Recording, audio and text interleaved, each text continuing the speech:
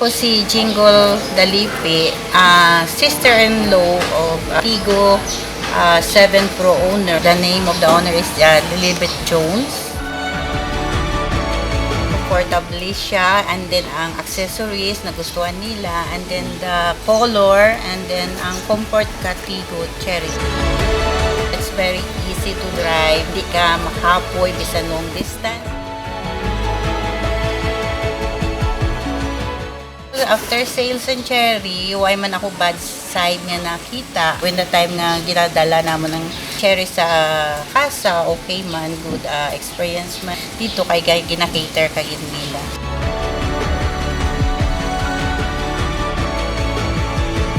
Personally, recommended ko gid kay ti kung in terms sa comfort kag okay gid manami siya.